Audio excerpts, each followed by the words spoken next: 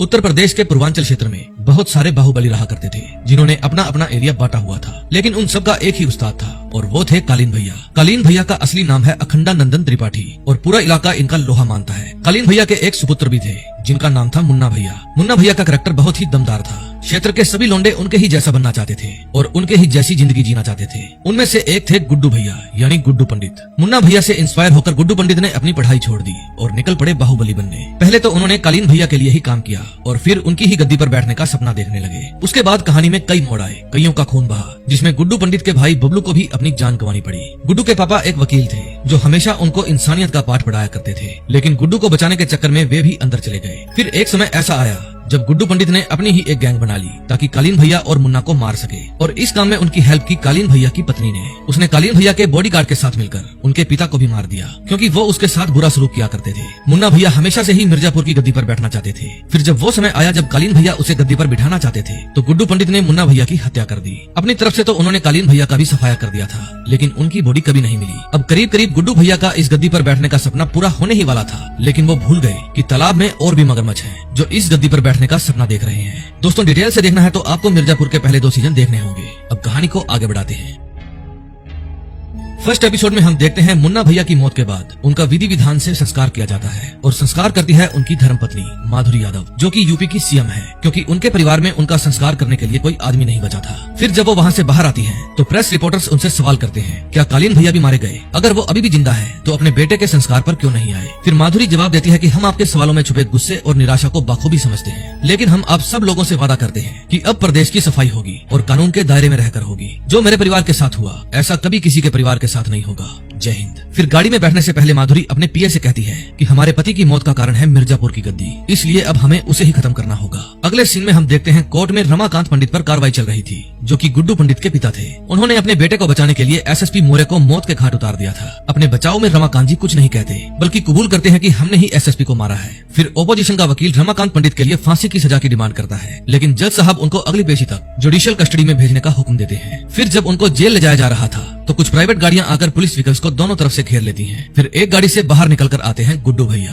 वो अपने पिता को समझाते हैं कि आपको सरेंडर करने की क्या जरूरत थी, मैं आपकी जगह किसी और को जेल भेज देता, कम से कम आप अपील ही डाल दीजिए। वो इंग्लिश में क्या कहते हैं, innocent until not proven guilty. लेकिन उसके पापा कहते हैं कि तुम्हारी तरह मैंने भी अपना रास्ता चुन लिया है। अब पंडित जी अपने बेटे की एक भी बात नहीं सुनते और उसे वहाँ से भगा देते हैं। जाते जाते वे उसे कहते हैं कि हमारा स्कूटर थाने में खड़ा है, उसको घर छोड़ देना। अगले सीन में हम देखते हैं शरद शुक्ला सीएम माधुरी से मिलने जाता है। पहले तो वो संस्कार में न आने के कारण माफी मांगता है और फिर कहता है कि आपकी सरकार को हमारा पूरा सपोर्ट है। हम भी अपने पापा की मौत के बाद आप ही की तरह अकेले पड़ गए थे। उस वक्त मुन्ना भैया ने हमारा साथ दिया था, इसलिए हमारा भी फर्ज बनता है मुश्किल समय में हम आपका साथ दें। फिर सीएम कहती है कि एक बात याद रखना, भय मुक्त प्रदेश में आप भी आते हैं, इसलिए कोई खास सहूलियत नहीं मिलेगी आपको। फिर वो पूछता है कि ताऊ जी की कोई खबर मिली, लेकिन पीए कहता है अभी तक तो नहीं। तभी हम एक लड़के को देखते हैं जो अपने लिए एक पान लेता है। फिर तौसीफ बताता है कि यही लड़का हमें मंजिल तक ले जाएगा। मोहल्ला सेंसिटिव है, हमें गुड्डू भैया का वेट करना चाहिए। लेकिन गोलू उसकी बात नहीं मानती और अपने आदमियों को साथ लेकर उसका पीछा करने लगती है। जब वो उसका पीछा कर रही थी तो एक लड़का और भी था जो उनका पीछा कर रहा था और वो घरों की छत से उन पर नजर रखे हुए था। वो लड़का छोटी पतली गलियों से होता हुआ जा रहा था और उनके पीछे गोलू आ रही थी। उसे ये नहीं पता था कि उनका भी कोई पीछा कर रहा है। फिर वो लड़का एक जगह पर जाकर रुक जाता है और एक घर की तरफ इशारा करके वहाँ से चला जाता है। फिर गोलू अपने आदमियों के साथ उस घर के अंदर घुस जाती है और झांक कर देखती है कि कालीन भैया अंदर ही लेटे हैं। फिर जब उस रूम के अंदर जाकर वो कालीन भैया पर गन तान देती है तो उसे पता चलता है कि ये तो कोई और ही आदमी है। तभी वहाँ पर वे गुंडे भी आ जाते हैं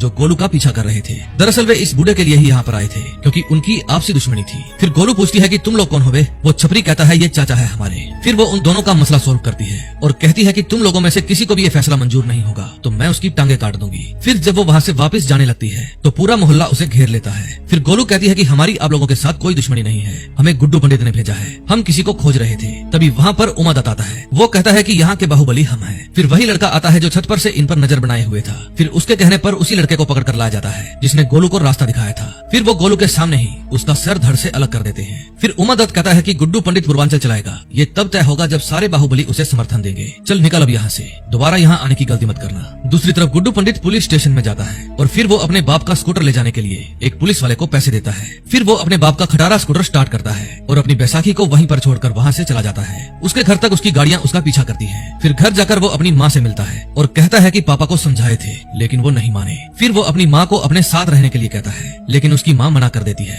दूसरी तरफ सीएम आईजी विश्वानंद दुबे को बुलाती है और गुड्डू पंडित के खिलाफ फ्री हैंड दे देती है। वो कहती है कि मम्मी जी और लल्ला को कुछ नहीं होना चाहिए, वो गुड्डू पंडित की कैद में है। फिर वो आईजी से पूछती है कि कालीन भैया की कोई खबर मिली, लेकिन आईजी कहता है कि ये गैंगस्टर लोग क्राइम करके अंडरग्राउंड हो जाते हैं, समय आने पर वो खुद ही बाहर आ जाएंगे। फिर सीएम कहती है, एक बात मत भूलिए, वो अभी भी सरकार के मंत्री हैं। अगले सीन में हम बीना त्रिपाठी को देखते हैं, जो कालीन भैया की पत्नी थी। ये वही थी जिसने उनके घर के भेद गुड्डू भैया को बताए थे, ताकि कालीन भैया का साम्राज्य खत्म हो सके। फिलहाल ये अपनी मर्जी से ही गुड्डू भैया के साथ रह रही थी, कोई बंदी वगैरह नहीं बनाया हुआ था इनको। उसकी गोद में जो बच्चा था वो उसके ससुर का था या इसके पति का, ये इसे ही पता था। एक कहावत है, भेड़िया का बच्चा भी भेड़िया ही होता है, फिर चाहे वो छोटा ही क्यों ना हो। तभी वहाँ पर गोलू आ जाती है। फिर बीना गोलू को कहती है, कब तक अंधेरे में तीर चलाती रहोगी, थोड़ा समय दो और सही से काम करो। लेकिन गोलू कहती है, हमारे पास समय नहीं है, अगले हफ्ते बाहुबलियों की बैठक है पूर्वांचल के मुखिया चुनने के लिए। अगर गुड्डू को कालीन भैया की कुर्सी पर बैठना है तो बदले में कालीन भैया की बॉडी दिखानी होगी। बीना कहती है, उनकी बॉडी तो मैं भी देखना चाहती हूँ, लेकिन कोई तो है जिसने उनको छुपा रखा है। फिर जब वो बैठक के बारे में गुड्डू पंडित को बताती है तो वो कहता है कि मैं कहीं नहीं जा रहा,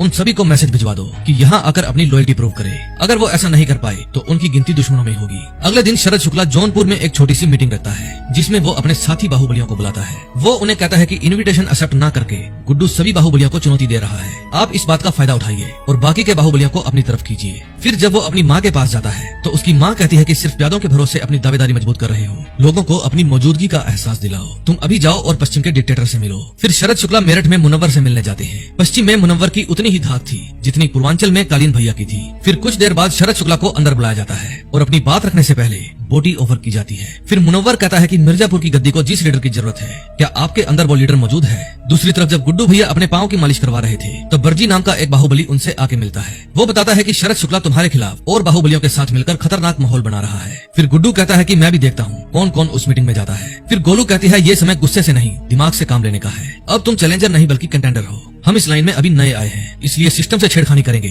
तो गलत मैसेज जाएगा, हमें उस मीटिंग में जाना चाहिए। उस समय बीना उनकी सारी बातें छुप छुप कर सुन रही थी। फिर जब गुड्डू एक्सरसाइज कर रहा था तो गोलू उसे कहती है कि शरद के अलावा किसी की इतनी औकात नहीं कि तुम्हारे मुंह लग सके, वो आपको भड़काने की कोशिश करेगा लेकिन आपको कंट्रोल बनाए रखना होगा। अब यही तो वो चीज थी जो गुड्डू भैया को आती नहीं थी, यानी कंट्रोल करना। अब अगर गुड्डू भैया को वो कुर्सी हासिल करनी है तो उसे बाहु, बल और बुद्धि तीनों चीज की जरूरत पड़ने वाली थी। अब वो दिन आ जाता है जिस दिन मीटिंग रखी गई थी, और ये मीटिंग रखी गई थी प्रयागराज में। वहाँ सभी बाहुबली आ गए थे, लेकिन मिर्जापुर वालों का अभी भी इंतजार था। फिर उसके बिना ही मुनव्वर मीटिंग शुरू कर देता है। फिर मिर्जापुर की गद्दी को लेकर सभी बाहुबली अपनी अपनी राय देते हैं। कोई कहता है कि मुन्ना को मारने के बाद गद्दी पर गुड्डू भैया की दावेदारी बनती है, तो कोई कहता है कि उस गद्दी पर मुन्ना नहीं कालीन भैया बैठे थे और वो अभी जिंदा है या मर गए कंफर्म नहीं है। फिर शरद कहता है कि जो व्यक्ति बैठक का सम्मान नहीं कर सकता वो किसी भी दावेदारी के काबिल नहीं है, और गद्दी उसी का साथ देती है जो बल और बुद्धि दोनों के तालमेल से काम करे। तभी वहाँ पर गुड्डू भैया आ जाते हैं और कहते हैं, सारा पूर्वांचल डोल रहा है, शरद शुक्ला बोल रहा है, जौनपुर इनको भीख में मिल गया, अब मिर्जापुर भी इनको भीख में ही चाहिए। फिर आधे बाहुबली गुड्डू का समर्थन करते हैं और आधे शरद शुक्ला का। फिर गुड्डू कहता है कि पूर्वांचल पर हमारा दावा नहीं है, हमारा हक है। शरद कहता है, जंगल पर हमेशा शेर का ही हक होता है और तुम तो कालीन भैया के कुत्ते थे, अब कुत्ता चाहे कितना भी वफादार क्यों ना हो उसे अपना साम्राज्य नहीं सौंपा जाता। गुड्डू कहता है कि त्रिपाठियों का नामो निशान इतिहास से हमने मिटाया है। शरद कहता है, कैसे मान ले, हमने तो कालीन भैया की लाश देखी नहीं। फिर शरद पूछता है, तुम्हें अपनों की लाशें तो याद ही होंगी या फिर भूल गए? ये बात सुनकर गुड्डू को गुस्सा आ जाता है और वो मारपीट पर उतराता है। तभी मुनव्वर उनका झगड़ा शांत करता है और कहता है कि बैठक के माहौल से साफ है कि इस गद्दी के दो दावेदार हैं, गुड्डू पंडित और शरद शुक्ला।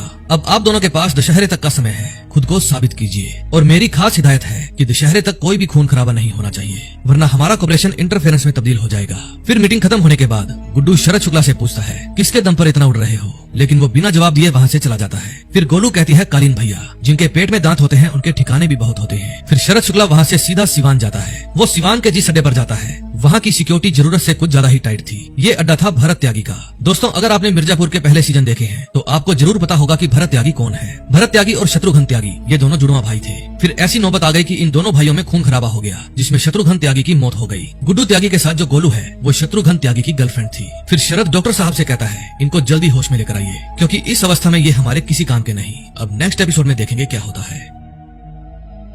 सेकंड एपिसोड में हम देखते हैं जब भरत त्यागी शरद शुक्ला के पास बैठा था तब उसके पास उसकी पत्नी का फोन आता है। वो कहती है, घर पर हम सब आपका खाने पर इंतजार करेंगे। तभी उसके पास शरद शुक्ला आता है और कहता है, हम जानते हैं छोटे की मौत का जिम्मेदार आप खुद को ही समझते हैं, लेकिन भरत कहता है, ऐसी कोई बात नहीं, उसने एक लड़की के चक्कर में मुझ पर गन तानी थी। फिर शरद कहता है, गोलू ने तुम्हारे भाई को यूज किया था, जिसके कारण उसकी जान चली गई और त्यागियों की इज्जत। तभी वहाँ पर आते हैं देवदत्त त्यागी यानी कि दद्दा, जो कि भरत त्यागी के पिता हैं। फिर वो कालीन भैया को देखकर कहते हैं इनको कुछ नहीं होगा, ये बाहुबली है, जी जाएंगे। फिर वो शरद से पूछते हैं कि जिस आदमी को तुम्हारे पिता से नफरत थी तुम उसी की जान बचाना चाहते हो। शरद कहता है कि मिर्जापुर में पावर हमेशा गद्दी की रही है और मुकाबला दावेदारों का, आज भी वही खेल चल रहा है। अगर हमें गद्दी चाहिए तो कालीन भैया का हमारे साथ खड़ा होना जरूरी है। फिर दद्दा कहते हैं गद्दी पर बैठकर भूल मत जाना, हमारा भी एक मसला है। शरद कहता है आप चिंता क्यों करते हैं, गद्दी पर बैठते ही गोलू का सर आपके कदमों में होगा। ये बात शायद भरत त्यागी को पसंद नहीं आई, इसलिए उसके दिमाग में कुछ चल रहा था। तभी हम देखते हैं कि गुड्डू भैया की हवेली के बाहर एक आदमी निगरानी कर रहा था। उस समय गुड्डू भैया अपने घर में बैठे थे। फिर बीना वहाँ आती है और कहती है कि हमें तो लगता है कालीन भैया अभी भी जिंदा है, लेकिन गुड्डू कहता है तेल लेने गए कालीन भैया, जिंदा हुए तो फिर से पेले जाएंगे। तभी एक स्नाइपर पानी की टंकी के ऊपर बैठकर गुड्डू भैया पर निशाना साधता है। फिर वो अपने उस्ताद वाल्मीकि को फोन करके बताता है कि वो हमारे निशाने पर है। वाल्मीकि कहता है ठोक दे साले को, लेकिन फिर वो स्नाइपर कहता है साहब दूरी थोड़ी ज्यादा है और पास में ही मिसेस त्रिपाठी भी बैठी है, कुछ भी हो सकता है। फिर वाल्मीकि कहता है कि तुम उसके बाहर निकलने का इंतजार करो। फिर जब गुड्डू घर से बाहर निकलता है तो वाल्मीकि का एक आदमी उसका पीछा करता है। फिर गुड्डू भैया कालीन भैया की गन बनाने की फैक्ट्री में जाते हैं। वो आदमी जो उनका पीछा कर रहा था वो एक दीवार के ऊपर चढ़कर अंदर झांकता है। फिर अंदर जाकर गुड्डू भैया अपने सभी आदमियों को प्रेरित करते हैं और बताते हैं आज से ये फैक्ट्री हम संभालेंगे। फिर वो पूछते हैं कि फैक्ट्री में माल बनाने की रफ्तार धीमी क्यों है, कल सब लोग ओवर टाइम लगाने के लिए तैयार रहना, फैक्ट्री में नए आदमी भी आ रहे हैं। तभी गोलू एक कॉलेज में जाती है और वहाँ जाकर प्रिंसिपल को कहती है मैं यहाँ नौकरियाँ देने आई हूँ। फिर एक क्लास में जाकर वे वहाँ के सबसे होशियार लड़कों को उठाते हैं। फिर हथियार बनाने की फैक्ट्री में काम तेजी पकड़ लेता है। अब उनके पास माल तो बहुत था, लेकिन बेचने का काम थोड़ा स्लो था, क्योंकि उनके पास छोटे मोटे व्यापारी ही गन लेने के लिए आते थे। तभी अगले सीन में हम देखते हैं रमाकांत पंडित को जुडिशियल कस्टडी के लिए जेल में भेज दिया जाता है। सबसे पहले वहाँ उनके कपड़े उतरवाकर उनको चेक किया जाता है और फिर उनको जेल के अंदर भेज दिया जाता है। वहाँ उनको लाला भी मिलते हैं जो अफीम के व्यापारी थे। फिर लाला अपने वकील से मिलते हैं और जल्द से जल्द बेल करवाने के लिए कहते हैं। लाला की एक बेटी भी थी और वही अपने पिता की गाइडेंस पर अब ये धंधा संभालने वाली थी। फिर बीना गुड्डू भैया को समझाती है कि अगर तुम अफीम पर अपनी पकड़ बनाओगे तो समझो पूरे पूर्वांचल पर पकड़ बन गई, लेकिन वो कहता है कि लाला तो जेल में है। फिर बीना कहती है उसकी बेटी तो बाहर है और वैसे भी तुम्हारा उसके साथ पुराना रिश्ता है। फिर बीना अपनी नौकरानी को कहती है कि एक पुड़िया का इंतजाम करो। नौकरानी पूछती है वो पुड़िया तो आप मुन्ना भैया को दिया करते थे। फिर बीना कहती है सब मुन्ना ही होते हैं, बड़े बनाने पड़ते हैं। अगले दिन शरद शुक्ला लाला से मिलने जाता है। वो लाला से व्यापार की बात करने गया था। लाला कहता है अगर खुली हवा में बात होगी तो ही व्यापार जमेगा, यानी कि अगर शरद लाला को जेल से बेल दिला देता है तो लाला उसके साथ अफीम का व्यापार करने के लिए तैयार हो जाएगा। अगले सीन में हम देखते हैं वाल्मीकि आईजी के पास कॉल करता है और बताता है कि 3 दिन से हम देख रहे हैं गुड्डू गुंडों से भरी हुई गाड़ी लेकर घर से फैक्ट्री और फैक्ट्री से घर जाता है। बात कुछ जम नहीं रही। मैंने आसपास लोगों से पता किया है गुड्डू को पहलवानी का शौक है, आप पैसे भिजवाइए, हम प्यासे को कुएं के पास लेकर जाएंगे। फिर गुड्डू भैया के पास आज शाम को होने वाले पहलवानी कंपटीशन का आमंत्रण भिजवाया जाता है। गुड्डू भैया पूछते हैं एकदम मौके पर कार्ड लेकर आए हो। फिर लखा पहलवान कहता है कि आपके लड़के लोग आपसे मिलने के लिए थोड़ी सख्ती बरतते हैं, बड़ी मुश्किल से आए हैं हम आपके पास। फिर उसके जाने के बाद गोलू कहती है लास्ट मोमेंट पर बुलाया है, वहाँ जाना ठीक नहीं होगा। फिर गुड्डू कहता है यही तो मौका है लोगों को बताने का कि कालीन भैया कौन और गुड्डू पंडित कौन। गोलू कहती है मैं भी तुम्हारे साथ चलूंगी, लेकिन गुड्डू कहता है डर के जीने के लिए बाहुबली नहीं बने हैं हम। दूसरी तरफ वो स्नाइपर अभी भी उस पर नजर रखे हुए था। फिर वो अपने उस्ताद को बताता है कि चूहिया बिल से बाहर निकल रही है। उसका उस्ताद कहता है जाने दो उसे, तुम गुड्डू पर नजर रखो। फिर गोलू एक कवि सम्मेलन में जाती है, वहाँ पर एक नेता भी आए हुए थे। फिर वो साइड में जाकर नेताजी से मिलती है और बताती है कि हम मिर्जापुर से पार्टी के कार्यकर्ता हैं। फिर जब नेता उससे काम पूछता है तो वो उसे अपने गुंडे दिखाकर डराती है और जेपी यादव का पता पूछती है। मंत्री कहता है भूत प्रेतों के पते नहीं होते, जेपी अंडरग्राउंड है। फिर वो बातों बातों में गोलू को छूने की कोशिश करता है, लेकिन गोलू कहती है अगर पोस्टर बड़ा करना चाहते हो तो ये छोटी मोटी हरकतें करना बंद कर दीजिए। फिर उसके साथ आए हुए आदमियों को देखकर वो घबरा जाता है और बाहर जाकर अपनी सीट पर बैठ जाता है। तभी उनका एक आदमी एक कवि को डांट देता है और कोई अच्छी सी कविता सुनाने को कहता है। फिर वो कवि नेता और उसके आदमियों पर गालियां वाली कविता सुनाता है, जिसे सुनकर सब लोगों को मजा आता है, लेकिन नेता के आदमी उसे मारने को दौड़ते हैं। दूसरी तरफ गुड्डू पंडित पहलवानी प्रतियोगिता में पहुंच जाते हैं, क्योंकि पहलवानी से उनका नाता थोड़ा करीब का था। फिर जब वो अंदर जाते हैं तो लखा पहलवान उनका स्वागत करते हैं। गोलू उस समय ट्रैफिक जाम में फंसी थी, क्योंकि आगे पुलिस की नाकाबंदी चल रही थी। दूसरी तरफ लखा पहलवान डर रहा था, क्योंकि वाल्मीकि ने गुड्डू पंडित को भी चीफ गेस्ट बना दिया था। फिर वाल्मीकि कहता है तुम चिंता मत करो, एक नाम अनाउंस करेगा और दूसरा ट्रॉफी देगा, बस गुड्डू के सामने कपकपाना मत। वाल्मीकि के आदमी उस समय गुड्डू को ठोकने के लिए एकदम तैयार थे। फिर वाल्मीकि आईजी को रिपोर्ट करता है और अपना सारा प्लान बताता है। फिर आईजी सीएम मैडम को फोन करके बताता है कि आपके आदेश के अनुसार गुड्डू हमारी टीम के निशाने पर है। मैडम कहती है जारी रखो। दूसरी तरफ भोजपुरी सुपरस्टार सुत्तन झा की एंट्री होती है, जो कि बतौर चीफ गेस्ट वहाँ पर आए थे। वहाँ के मेन पोस्टर पर भी उसी की फोटो लगी थी। फिर वो गुड्डू भैया के पास जाकर उसके पांव पर पांव भिड़ाकर बैठ जाता है और ये बात गुड्डू भैया को पसंद नहीं आती। तभी बॉडी बिल्डिंग की प्रतियोगिता शुरू हो जाती है। फिर वाल्मीकि के इशारे पर उसका एक आदमी गुड्डू के आदमी को बाहर ले जाता है। दूसरी तरफ पुलिस नाका पर गोलू को अपने पापा दिख जाते हैं और फिर वो उनको आवाज लगाकर पूछती है सिक्योरिटी इतनी टाइट कैसे है। उसके पापा बताते हैं कि हमें कोई टिप मिली है। फिर वो अपने पापा को कहती है कि सामने से गाड़ियां हटवाओ, मुझे अभी निकलना है। दूसरी तरफ गुड्डू का आदमी वाल्मीकि के आदमी का पीछा करता है और उसे हाथ ऊपर करने के लिए कहता है, लेकिन तभी दूसरा आदमी आकर उसे मार देता है। फिर धीरे धीरे उसके बाकी के आदमियों को भी ठिकाने लगा दिया जाता है। फिर प्राइज बांटने के लिए दोनों चीफ गेस्ट को ऊपर ले जाया जाता है, लेकिन तभी गुड्डू के पास गोलू का फोन आता है। वो कहती है आप यहीं रुकिए, मेरे पहुंचने से पहले कहीं मत जाइएगा।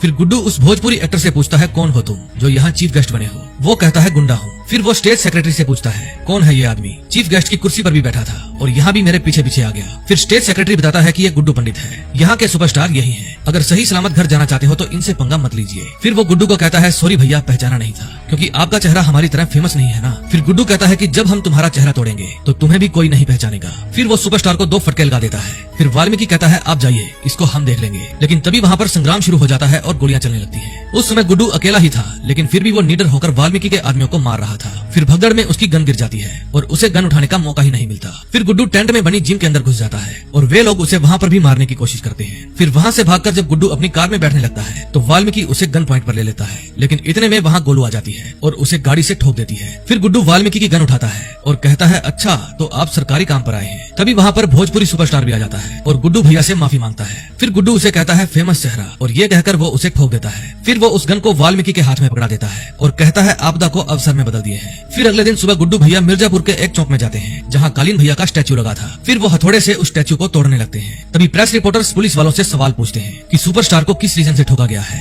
फिर ओपोजिशन वाले भी प्रेस कॉन्फ्रेंस बुलाते हैं और कहते हैं कि जिनको विरासत में कुर्सी मिली है उन्हें क्या पता प्रदेश को कैसे चलाया जाता है। अब सरकार के खिलाफ मुर्दाबाद के नारे लग रहे थे, जनता भड़की हुई थी। गुड्डू की एक चाल ने पूरे सिस्टम को हिला दिया था। तभी कालीन भैया को भी होश आ जाता है। अब नेक्स्ट एपिसोड में देखते हैं क्या होता है।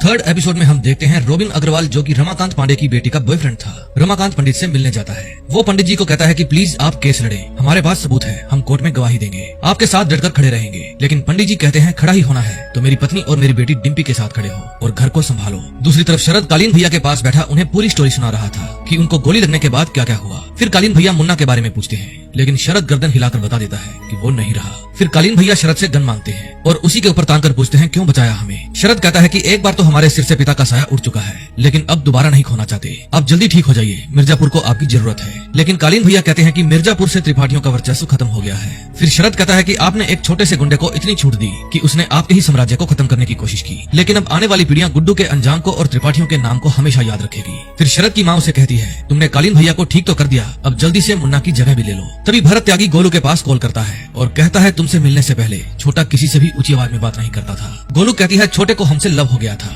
तो इसमें हमारी क्या गलती है। भरत कहता है तुम्हें इसकी सजा मिलेगी, लेकिन गोलू कहती है मिर्जापुर का रास्ता तो जानते ही होंगे, आकर बदला ले लो। तभी जब गुड्डू भैया अपने घर के बाहर दरबार लगाकर बैठे थे तो उसके आदमी एक बंदे को पकड़ कर लाते हैं। वो पूछता है गुड्डू भैया आपके आदमी हमें क्यों पकड़ कर ले आए। फिर गुड्डू भैया उसे समझाते हैं कि 2 नाव पर चलना और डैश पड़वा कर मरना। फिर वो एक लड़की को बुलाते हैं, उसे देखकर उस लड़के को सब कुछ याद आ जाता है। गुड्डू कहता है तुम्हारा नाम रमेश है और लड़की को बताया तुमने राहुल। तभी गुड्डू भैया का एक आदमी बताता है कि पंडित जी भी आए हुए हैं। फिर वो लड़का कहता है प्लीज गुड्डू भैया हमारी शादी कहीं और तय हो गई है, हमारी इससे शादी मत करवाइए। गुड्डू कहता है खा गए ना धोखा, ये पंडित जी शादियां नहीं करवाते, ये डॉक्टर है, अब ये तुम्हारी नसबंदी करेंगे। तभी गोलू के पास उस नेता का फोन आता है जिससे वो मिलने गई थी। वो कहते हैं कि मैं तुम्हारी मुलाकात जेपी से करवा दूंगा, लेकिन उसके बदले बहुत सारा फंड लगेगा। फिर गोलू मान जाती है। अगले सीन में हम देखते हैं आईजी गृह मंत्री के पास जाता है और बताता है कि सीएम मैम ने भोजपुरी सुपरस्टार की मौत का इल्जाम मुझ पर डालकर मुझे सस्पेंड कर दिया है। गृह मंत्री कहते हैं तुम तो उसके वफादार बने घूमते थे, अब क्या हुआ। एक बात हमेशा ध्यान रखना, बाहर मैडम के दस्तखत से गए हो लेकिन अंदर हमारे ही दस्तखत से आओगे। दूसरी तरफ जब मैडम न्यूज़पेपर पढ़ रही थी तो उसके पास उसके पीए आते हैं। वो कहते हैं कि मीडिया को कंट्रोल में करना पड़ेगा और हेडलाइंस बदलनी होंगी,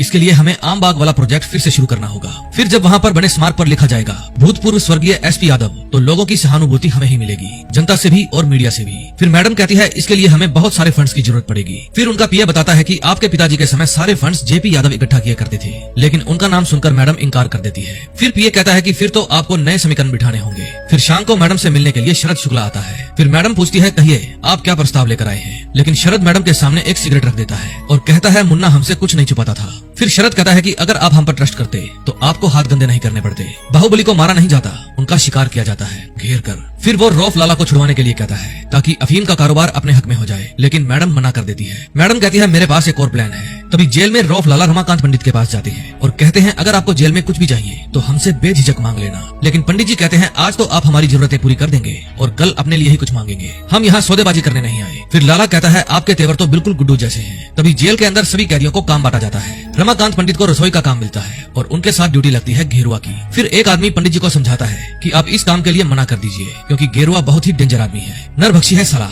अगले सीन में हम भरत त्यागी को देखते हैं जो कि रात के समय अपनी फैक्ट्री में माल उतारने के लिए जाने वाला था। लेकिन तभी उसकी माँ उसे रोक देती है और कहती है माल तुम्हारे पापा उतरवा देंगे, तुम जाकर आराम करो। फिर वो अपने रूम में जाकर अपनी बेटी को बीच में सुला देता है ताकि उसकी पत्नी उसके करीब ना आ पाए। अब इसके पीछे क्या लॉजिक था ये आपको आगे पता चलेगा। फिर उसकी वाइफ आती है और अपनी बेटी को किनारे पर सुलाकर खुद भरत के पास सो जाती है। फिर वो मुन्ने को दूसरे रूम में सुलाने के लिए कहती है, लेकिन भरत कहता है आज मुझे थोड़ा बुखार है, मेरी तबीयत ठीक नहीं है। तभी उसके पास कोठे से फोन आता है। कोठे वाली औरत कहती है आप कई दिनों से नहीं आए, आपकी घोड़ियां सवारी करने के लिए तैयार हैं। लेकिन भरत फोन काट देता है। फिर उसकी वाइफ कहती है अगर घर में मन नहीं लगता तो आपको जहाँ जाना है चले जाइए। लेकिन भरत कहता है हमें कहीं नहीं जाना, सुबह मुन्नी को स्कूल भी तो छोड़ना है। तभी डॉक्टर दद्दा को बताते हैं कि त्रिपाठी जी अपनी दवाइयां नहीं ले रहे। फिर दद्दा उनको समझाते हैं कि आप मौत से लड़कर आए हैं, जिंदगी से काहे की नाराजगी। कालीन भैया कहते हैं देर से ही सही, हम मुन्ना को समझने लगे थे। फिर दद्दा कहते हैं हमने भी तो 2 नालायक पैदा किए थे, सीधी सी बात है जो योग्य नहीं होगा वो मरेगा, गद्दी को कोई योग्य ही संभालेगा और अपना प्रतिशोध पूरा करेगा। क्यों बड़े सही कह रहा हूँ ना मैं। फिर भरत हाँ में हाँ मिला देता है। तभी हम देखते हैं गोलू यूपी बिहार बॉर्डर पर किसी का इंतजार कर रही थी। फिर उसके पास उसका खबरी आता है और बताता है कि शरद शुक्ला की गाड़ी हफ्ते में 2 बार बिहार जाती है। फिर गोलू कहती है कि पता लगाओ वो कहाँ जाता है। तभी मैडम का पीए शरद शुक्ला से मिलता है और कहता है पार्टी को फंड्स की जरूरत है, हमें फंड्स में 5 करोड़ रुपया चाहिए, वो भी जल्दी से जल्दी। तभी हम जेल के अंदर गेरुआ को देखते हैं जो रमाकांत को घुरे ही जा रहा था। फिर वो उठता है और रमाकांत के पीछे बैठे आदमी का काम तमाम कर देता है। फिर वो जोर से चिल्लाता है और पूछता है क्या कोई और भी है। फिर अगले दिन वो रमाकांत से मिलने के लिए बाथरूम में जाता है और कहता है आप वकील है ना, हमारा एक काम करेंगे। रमाकांत मना कर देता है और कहता है आपने एक गंडासे से 5 लोगों को काट दिया, उनको अपने बचाव में तो मारा नहीं होगा। फिर गेरुआ बताता है कि मेरी 9 साल की एक छोटी बच्ची थी। फिर एक दिन हमारे मालिक के बेटे ने हमारी बिटिया को खेत में पकड़ लिया। फिर मैंने तो मालिक के बेटे को बस थोड़ा सा पीटा था, लेकिन अगले दिन उसके आदमी आए और मेरी बेटी को जिंदा जला दिया। मैंने FIR भी की थी। फिर मैंने जो वकील किया वो भी मेरे मालिक का ही आदमी निकला। आज सुबह जो रसोई में हमें मारने आए थे वे हमारे मालिक के ही आदमी थे। फिर रमाकांत पूछता है हम क्या कर सकते हैं आपके लिए। गेरुआ कहता है एक मर्सी अपील डलवानी है, अगर हम यहाँ से बाहर नहीं निकले ना तो वे लोग हमारे पूरे परिवार को मरवा देंगे। तभी शरद शुक्ला लाला के पास फोन करता है। लाला पूछता है अपना वादा भूल गए। शरद कहता है भूला नहीं हूँ, बस थोड़ा समय लग रहा है। लाला पूछता है मुझे बाहर कब निकालोगे। शरद कहता है जब गुड्डू का गुड बाय हो जाएगा। फिर वो लाला को एक ऑफर देता है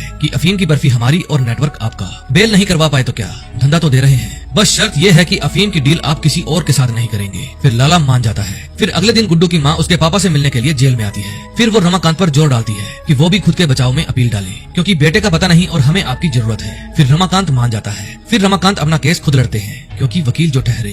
फिर वो जज साहब के सामने अपनी दलील पेश करते हैं कि हमने SP मौर्य को सिर्फ इसलिए मारा क्योंकि वो हमारे बेटे गुड्डू पंडित का एनकाउंटर करने वाले थे, इसलिए हम पर दफा 302 के तहत मुकदमा नहीं चलाया जाना चाहिए। फिर ओपोजिशन वकील अपनी पूरी कोशिश करता है कि पंडित की अपील रद्द हो जाए, लेकिन जज साहब कहते हैं कि डिफेंडेंट को अपना केस लड़ने की पूरी आजादी है, कोर्ट आपको अपने गवाह पेश करने के लिए 2 हफ्ते का समय देती है। तभी अगले सीन में हम देखते हैं IG CM मैडम के पास जाता है और कहता है मैडम हम तो आपका ही ऑर्डर फॉलो कर रहे थे। फिर मैडम कहती है अभी जनता में बहुत गुस्सा है, डैमेज कंट्रोल करने के लिए एक कदम आप बढ़ाइए और एक कदम हम बढ़ाएंगे, फिर जल्दी ही आप वर्दी में दिखेंगे। अब देखते हैं नेक्स्ट एपिसोड में क्या होता है। 4th एपिसोड में हम देखते हैं भरत त्यागी एक कोठे पर जाता है और अपने लिए 2 लड़कियां पसंद करता है। फिर जब छोटे बाल वाली लड़की भरत को छूने लगती है तो वो उसे कहता है चुपचाप वहाँ जाकर बैठो। फिर वो लड़की पूछती है तो क्या बस देखना ही है। भरत कहता है हाँ। फिर वो अपनी बेल्ट निकाल लेता है और बड़े बाल वाली लड़की को पीटने लगता है। फिर उस लड़की के चीखने की आवाज चारों तरफ गूंज जाती है। अगले दिन लाला के घर रेड पड़ जाती है और पूरे घर को अच्छे से चेक किया जाता है। फिर वहाँ प्यारे लाल जोशी आता है और लाला की बेटी शबनम को कहता है अगर तुमने मन बना लिया है कि तुम अपने बाप का काम नहीं संभालोगी तो हम ये अफीम का पूरा नेटवर्क किसी और को दे देंगे। वो इनडायरेक्ट शबनम को धमकाने आया था। दूसरी तरफ कोर्ट में पेशी चल रही थी। फिर रमाकांत SP मौर्य की धर्मपत्नी से पूछते हैं कि आपने कहा आपके पति हमसे मिलने के बाद टेंशन में रहने लगे थे, क्या ऐसा उन्होंने आपको बताया था। जमुना कहती है बताने की जरूरत ही नहीं, एक पत्नी को अपने पति की मानसिकता का ज्ञान हो जाता है, हमें पहली दफा में ही पता चल गया था आप हमारे पति को ब्लैकमेल कर रहे हैं। फिर रमाकांत पूछते हैं आप ये बताइए कि हमने आपके घर में चाय कितनी दफा पी होगी। उसका वकील उसे इशारा करता है कोई जवाब मत देना, लेकिन यमुना कहती है एग्जैक्ट तो नहीं पता, शायद 1 दर्जन बार। फिर रमाकांत कहता है जज साहब सोचने वाली बात है कि SP मौर्य एक दबंग टाइप पुलिस वाले थे, अब क्या वो अपने घर में एक ब्लैकमेलर को बुलाकर चाय पिलाते थे। थैंक यू मिस मौर्य, आप जा सकती हैं। फिर ओपोजिशन का वकील कहता है अब मैं इस केस के सबसे अहम विटनेस को बुलाना चाहूंगा, अगर आपकी इजाजत हो तो मैं IG साहब से कुछ सवाल पूछना चाहता हूँ। फिर जज साहब और रमाकांत दोनों की आंखों ही आंखों में कुछ बातें होती हैं। फिर जज साहब कहते हैं प्लीज करिए। दूसरी तरफ शबनम लाला से मिलने जाती है। लाला कहता है जब तक हम बाहर नहीं आ जाते हमारा कारोबार शरद शुक्ला संभालेंगे। शबनम कहती है नहीं ये काम मैं संभालूंगी, लेकिन लाला उसे रोक देते हैं। फिर वो अपने बाप को समझाती है कि शरद हमें यूज कर रहा है, वो भी गुड्डू को कमजोर करने के लिए। अगर हम पर कोई भी बात आई तो हम किसके पास ज्यादा महफूज रहेंगे, शरद या गुड्डू। ये बात सुनकर लाला सोच में पड़ जाता है। फिर वो हवलदार से पेन लेकर एक पर्ची में मोबाइल नंबर लिखता है और अपनी बेटी को देकर कहता है गुड्डू से कहिएगा दिमाग ठंडा रखे। फिर जब कार में बैठकर शबनम उस पर्ची पर लिखे नंबर पर फोन करती है तो दूसरी तरफ से आवाज आती है कि फेस टू फेस आकर बात करो। दूसरी तरफ ओपोजिशन वकील IG से पूछता है कि आप इन्हें कैसे जानते हैं। फिर IG बताता है कि गुड्डू पंडित और रौफ लाला दोनों बिजनेस पार्टनर थे। रऊफ लाला को पकड़ने के बाद एसपी मौर्य गुड्डू पंडित को पकड़ना चाहते थे और इसी चक्कर में रमाकांत पंडित ने एसपी साहब को ब्लैकमेल करना शुरू कर दिया, लेकिन एसपी मौर्य इनके दबाव में नहीं आए। फिर तैश में आकर रमाकांत पंडित ने एसपी मौर्य का मर्डर कर दिया ताकि गुड्डू पंडित पर कोई इन्वेस्टिगेशन ही ना बने। माय लॉर्ड, गुड्डू पंडित एक गुंडा है, लेकिन फिर भी उसके खिलाफ आज तक कोई चार्जशीट दायर नहीं हुई और इसीलिए वो खुला घूम रहा है। फिर वकील जज साहब के सामने एक फाइल पेश करता है और कहता है आईजी पुलिस की रिपोर्ट के अकॉर्डिंग रमाकांत झूठ बोल रहा है। फिर जज साहब रमाकांत से पूछते हैं, क्या आप इनसे कुछ पूछना चाहते हैं? फिर पंडित जी कहते हैं, एक झूठे से अब क्या ही पूछेंगे, बस हम यही कहना चाहते हैं कि हम अपना केस पूरी ईमानदारी से लड़ेंगे और फिर भी हमें सजा मिली तो हमें वो स्वीकार होगी। फिर जज साहब कहते हैं, हम सजा अगली पेशी पर सुनाएंगे। तभी अगले सीन में हम देखते हैं गुड्डू की बहन डिम्पी गोलू को अपने घर बुलाती है और कहती है कि गुड्डू गद्दी के नशे में चूर है, उसे तो अपना लक्ष्य मिल गया है, लेकिन तुम्हारे जीवन का क्या लक्ष्य है? गोलू कहती है, गुड्डू को हमारी जरूरत है, लेकिन डिम्पी कहती है उसे किसी की जरूरत नहीं। फिर जब वो वापस गुड्डू के घर जाती है तो देखती है वहाँ रऊफ लाला की बेटी शबनम बैठी है और गुड्डू उसकी बेटी के साथ खेल रहा है। फिर जब गोलू गुड्डू के ऊपर से उसकी लड़की को हटाती है तो शबनम का चेहरा उतर जाता है। फिर बीना बताती है कि शबनम हमारे लिए ऑफर लेकर आई है अफीम के व्यापार का, लेकिन गुड्डू कहता है हम तैयार नहीं है, हमारी वजह से तुम पहले ही बहुत कुछ झेल चुकी हो, इसलिए सीधा अपने घर जाओ। फिर शबनम कहती है, आज जब हमें आपकी जरूरत है तो आपकी गैरत जाग गई, अगर आपको जरूरत है तो बताइए, वरना हमारे पास जौनपुर से भी ऑफर है। फिर गोलू कहती है, हमें मंजूर है, बिजनेस हम संभालते हैं, इसलिए ये फैसला भी हमारा ही होगा। फिर गुड्डू कहता है कि हमें लगा आपसे दूर रहना ही सही होगा, इसीलिए हम इस ऑफर से इनकार कर रहे थे। फिर गोलू कहती है, इस डील के लिए हमें पार्टी के पास लेकर चलो, लेकिन बीना कहती है, पार्टी तुमसे क्यों मिलेगी, वो उससे मिलेगी जो गद्दी पर बैठा है, ना कि गद्दी के बगल में खड़े रहने वाले से। वैसे भी औरत जाएगी तो डील में वजन नहीं रहेगा। फिर गुड्डू कहता है, डील के लिए हमें ही जाना पड़ेगा। फिर अगले दिन जब गुड्डू डील पर जाने वाला था तो गोलू उसके साथ जाने वाले आदमियों को समझाती है कि हमेशा अलर्ट रहना। फिर गुड्डू डील के लिए बलिया जाता है और वहाँ से शबनम को साथ लेकर काठमांडू जाता है। फिर वे दोनों एक होटल में जाते हैं जहाँ सारा 2 नंबर का धंधा चलता था। फिर जब शबनम गुड्डू को लेकर अंदर जाने लगती है तो गार्ड्स कहती हैं एक ही जा सकता है। फिर शबनम गुड्डू को अंदर भेज देती है। अंदर वो जिससे मिलने गया था उसका नाम बेग था। वो पूछता है, पत्ते खेलते हो? गुड्डू कहता है हाँ। फिर गुड्डू को भी कार्ड्स दिए जाते हैं। पत्ते बांटने के बाद गुड्डू पूछता है, पैसे लगाओगे या फिर बिजनेस डाउन चल रहा है? फिर वे गेम पर मोटा पैसा लगाते हैं। गेम जीतने के बाद गुड्डू बेग से कहता है, अगर आपको डील करनी है तो करिए, मेरा समय बर्बाद मत करिए, पैसा गाड़ी की डिग्गी में पड़ा है, हमें तुरंत माल चाहिए। फिर गुड्डू के सामने वाला आदमी पूछता है, तुम्हारी एक उंगली तो ट्रिगर पर रहती है, तो दूसरी कहाँ रखते हो? गुड्डू कहता है, दूसरी उंगली हमने धोने खुजाने के लिए रखी है। फिर वो जीता हुआ पैसा बेग को टिप में दे देता है। फिर डील डन होने के बाद वो गोलू को फोन करता है और बताता है कि डील डन हो गई है, हम रात को यहीं रुकेंगे और सुबह वापस आएंगे। तभी शबनम दरवाजा खटखटाती है और गुड्डू को कहती है, मैंने खाना रूम में ही मंगवा लिया है। फिर रात को गोलू के पास उसके खबरी का फोन आता है। वो बताता है कि टारगेट सिवान में है।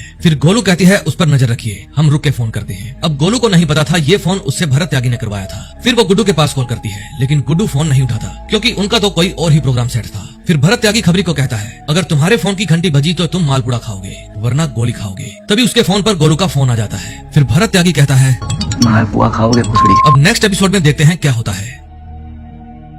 5th एपिसोड में हम देखते हैं गोलू अपने कुछ गुंडों के पास जाती है और उनको अपने साथ सिवान चलने के लिए गन और पैसे देती है, लेकिन वो गुड्डू भैया के बिना वहाँ जाने के लिए मना कर देते हैं। फिर गोलू कहती है, मैं पूरी पेमेंट एडवांस में दे रही हूँ, जिसको आना है आओ वरना अपनी। फिर थोड़ा सोचने के बाद वे गुंडे पैसा और गन ले लेते हैं। फिर वे सिवान के लिए निकल पड़ते हैं। फिर वहाँ पर गोलू का खबरी आता है और उसे अपने पीछे आने को कहता है। फिर वो उनको एक मोहल्ले में ले जाता है और अपने पैसे लेकर वहाँ से चला जाता है। उसके बाद गोलू सत्तू को एक चाकू देती है और कहती है शोर नहीं होना चाहिए। फिर वो डिलीवरी बॉय बनकर गली में खड़े गार्ड्स के पास जाता है, लेकिन गार्ड्स उसे कहते हैं कि डिलीवरी वहीं जमीन पर रख दो और निकलो यहाँ से। फिर उनमें से एक गार्ड डिलीवरी वाला पैकेट उठाने जाता है। तभी पीछे से गोलू दबे पांव आकर वहाँ खड़े गार्ड को मार देती है और सत्तू दूसरे गार्ड को ठिकाने लगा देता है। फिर गोलू अपने आदमियों को कहती है, अंदर सिक्योरिटी टाइट होगी, एकदम चौकन्ना रहना। फिर वो दरवाजा खोलकर उस घर के अंदर जाते हैं और चेक करते हैं, लेकिन उन्हें वहाँ पर कोई भी नहीं मिलता। फिर वे उस घर के ऊपर जाते हैं, वहाँ एक गार्ड घूम रहा था। फिर गोलू उसे ठिकाने लगा देती है। फिर गोलू और उसके आदमी उस घर को अच्छे से चेक करते हैं, उन्हें वहाँ पर एक भी आदमी नहीं मिलता। फिर सत्तू गोलू को बताता है इस कमरे में कोई है। फिर गोलू उस कमरे में जाकर अंदर बने गेट में झांक कर देखती है, वहाँ उसे कालीन भैया दिख जाते हैं। फिर उसके दिमाग में आता है कि कालीन भैया की इतनी कम सिक्योरिटी कैसे। फिर वो सत्तू को कहती है, जल्दी से निकलो यहाँ से, ये ट्रैप है। फिर जैसे ही वे लोग बाहर जाते हैं, भरत त्यागी के आदमी गोलू के सभी गुंडों को ठिकाने लगा देते हैं। अब गोलू जानती थी अगर वो नीचे गई तो मारी जाएगी, इसलिए वो दोबारा उस कमरे के अंदर चली जाती है और दरवाजा बंद कर लेती है। अब वो वहाँ पर फंस चुकी थी, इसलिए रोने लगती है क्योंकि अब उसका अंत समय आ गया था। लेकिन तभी उसके दिमाग में आता है क्यों ना मरने से पहले कालीन भैया को भी मार दिया जाए। फिर वो जैसे ही कालीन भैया को ठोकने के लिए अंदर जाती है, उसके पेट में एक गोली आकर लगती है और ये गोली चलाई थी भरत त्यागी ने, क्योंकि गोलू यहाँ आई नहीं थी, भरत त्यागी के प्लान द्वारा लाई गई थी। दूसरी तरफ गुड्डू पंडित काठमांडू में शबनम के साथ रंगरलियां मना रहा था और उसे बिल्कुल खबर नहीं थी कि उसकी गैर हाजिरी में गोलू के साथ क्या हुआ। तभी जेल के अंदर नए कैदी लाए जाते हैं, जिनमें से एक कैदी वही कवि था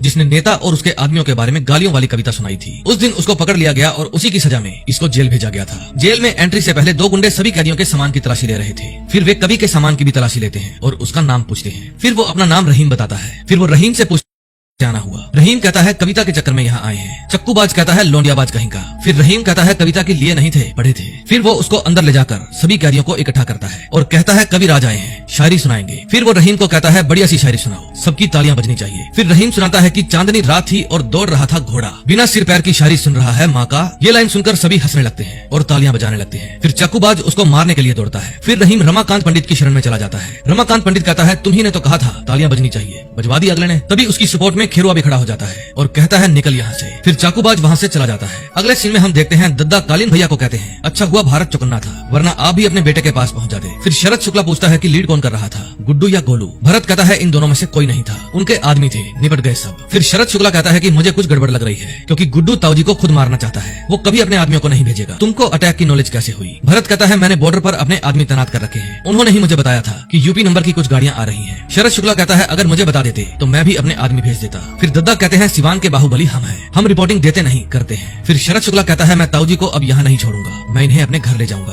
फिर जब रात को गुड्डू अपनी हवेली में वापस आता है तो वो पूछता है गोलू कहाँ है। बीना कहती है पता नहीं, वो मुझे बताकर नहीं गई। फिर वो अपनी बहन के पास कॉल करता है और पूछता है क्या गोलू तुम्हारे साथ है? उसकी बहन मना कर देती है। फिर वो अपने आदमियों को फोन करके पता करता है, लेकिन गोलू उसे कहीं नहीं मिलती। फिर वो फैक्ट्री से लड़का बुलवाकर उससे पूछता है क्या गोलू फैक्ट्री में है? वो लड़का कहता है नहीं भैया जी, वो तो बस सुबह आई थी पैसे और बंदूक देने, शायद मिर्जापुर से कहीं बाहर जा रही थी। तभी गुड्डू के पास गोलू के पापा का फोन आता है। गुड्डू पूछता है क्या गोलू आपके घर आई है? उसके पापा कहते हैं नहीं, मेरी 3 दिन पहले उससे बात हुई थी। क्यों, क्या हुआ? लेकिन गुड्डू बात को टाल देता है। फिर वो उस लड़के से पूछता है तुम क्या कह रहे थे? वो लड़का बताता है कि भैया जी हमें तो सिर्फ इतना ही पता है कि गोलू दीदी मिर्जापुर से बाहर कहीं अटैक की तैयारी में थी। दूसरी तरफ शरद कालीन भैया को अपने घर ले जाता है। फिर वहाँ जाकर कालीन भैया शरद की माँ से कहते हैं हमने सोचा नहीं था हम दोबारा यहाँ आएंगे। फिर उसकी माँ आरती करके उसका स्वागत करती है और कहती है आज से ये घर आपका भी है। फिर शरद के पास उसके आदमी का फोन आता है। शरद कहता है जिले में आने वाली सभी गाड़ियों पर नजर रखो और पूरे शहर को सील कर दो। फिर अपनी माँ के पूछने पर वो बताता है शायद गुड्डू आ रहा है, उसको ताऊजी के यहाँ पहुँचने की खबर मिल गई होगी। फिर शरद अपने आदमियों को सख्त हिदायत देता है कि सब लोग एकदम चुकन्ने रहेंगे, हमसे पूछे बिना घर के अंदर कोई नहीं जाना चाहिए। उस समय गुड्डू पूरे गुस्से में जौनपुर आ रहा था। वो रास्ते में नाके पर अपनी गाड़ी भी नहीं रोकता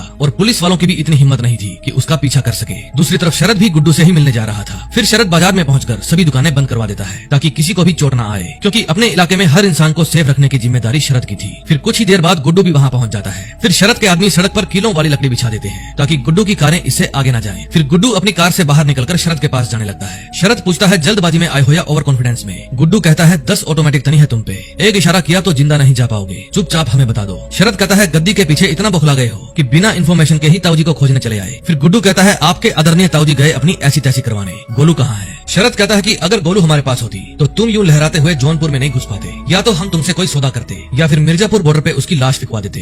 फिर गुड्डू पूछता है तुमको चाहिए क्या? अगर बर्फी चाहिए तो आ गई है हमारे पास, भिजवा देते हैं, लेकिन हमें गोलू लौटा दो। शरद कहता है ना तो हमें बर्फी चाहिए और ना ही हमें तुम्हारी गोलू में कोई इंटरेस्ट है। आजकल तुम्हें वो गुद्दा नहीं रहा क्योंकि तुम हर बात में दिमाग चलाने लगे हो। ये बात सुनकर गुड्डू शरद के ऊपर गन तान देता है। शरद कहता है गुदा है तो चला गोली। तभी उन दोनों के फोन बजने लगते हैं। उन दोनों के पास मुनव्वर का फोन आया था। मुनव्वर कहता है सुना है आज जौनपुर का पारा चढ़ा हुआ है। वैसे तो आप लोगों को अपने फैसले लेने की पूरी आजादी है, लेकिन जल्दबाजी में कोई भी गलत कदम मत उठा देना। अगर जौनपुर में खून बहा तो गुड्डू इसका इल्जाम तुम्हारे सर होगा, खुदा हाफिज। फिर वो अब्बास मियाँ को कहते हैं मुझे नहीं लगता कि दुशहरे से पहले ये खून नहीं बहाएंगे। फिर अब्बास मियाँ कहते हैं यही सही मौका है, मिर्जापुर और जौनपुर दोनों पर अपनी पकड़ मजबूत कीजिए। दूसरी तरफ गुड्डू शरद शुक्ला को धमकी देता है कि मैं वादा करता हूँ मिर्जापुर की गद्दी पर कभी भी कोई शुक्ला नहीं बैठेगा। जैसे मैंने तुम्हारे बाप को मारा था वैसे ही बीच बाजार में तुमको भी लटका दूंगा। फिर वहाँ से जाते वक्त शरद रौफ लाला के पास कॉल करता है और कहता है मैंने पहले ही कहा था हमारी डील में धोखे की कोई गुंजाइश नहीं। रौफ लाला कहता है सौदा बेल के बदले बर्फी का हुआ था, आप बेल नहीं करवा पाए और हम अफीम की बर्फी नहीं दे पाए। शुक्ला कहता है तो ठीक है, व्यापार थोड़ा संभल कर कीजिएगा।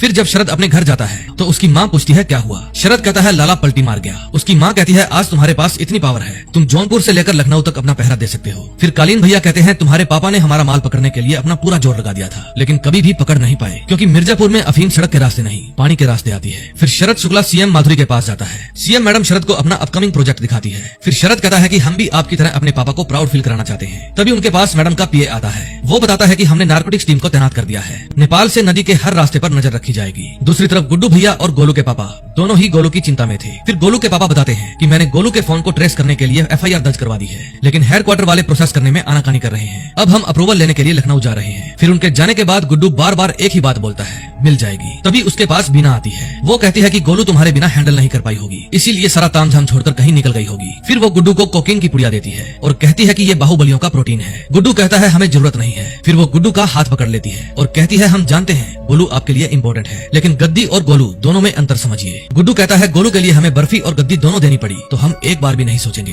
फिर बीना कहती है कि यही बात शायद आपके दुश्मन भी समझते हैं और वे आपकी गलती करने का इंतजार कर रहे हैं, थोड़ी मजबूती दिखाइए। फिर वो गुड्डू के हाथ में पुड़िया देकर उसके करीब आने की कोशिश करती है और गुड्डू का माथा चूम लेती है। फिर उसके जाने के बाद गुड्डू वो पुड़िया खोलता है और माल को चेयर के हैंड रेस्ट पर बिखेर देता है। फिर वो उठकर वहाँ से चला जाता है, लेकिन तभी वो वापस लौट कर आता है और कहता है हमको माफ कर दे बबलू। उसके बाद वो उस माल का सेवन कर लेता है और एकदम सेट हो जाता है। दोस्तों, इसने अपने भाई बबलू से वादा किया था कि ये जीवन भर कभी भी माल का सेवन नहीं करेगा, लेकिन आज इसने कसम तोड़ दी थी और इसी के साथ 5th एपिसोड का भी एंड हो जाता है। दोस्तों, एक तो गुड्डू पहले ही दिमाग से काम नहीं लेता और अब तो वो माल भी फूकने लगा है। ये तो सोने पर सुहागा हो गया। अब आने वाले एपिसोड में हम देखेंगे ये क्या धमाल मचाता है। तो दोस्तों, इसके आगे के 5 एपिसोड बहुत ही ज्यादा मजेदार होने वाले हैं। जैसे ही वो वाली वीडियो कंप्लीट होगी मैं उसे अपलोड कर दूंगा, इसलिए अगर अब तक आपने हमारा चैनल सब्सक्राइब नहीं किया तो प्लीज सब्सक्राइब कर लें और बेल आइकन दबाना मत भूलना ताकि कोई भी आने वाली वीडियो आपसे मिस ना हो। हम मिलेंगे नए दिन नई स्टोरी के साथ। Till then bye bye.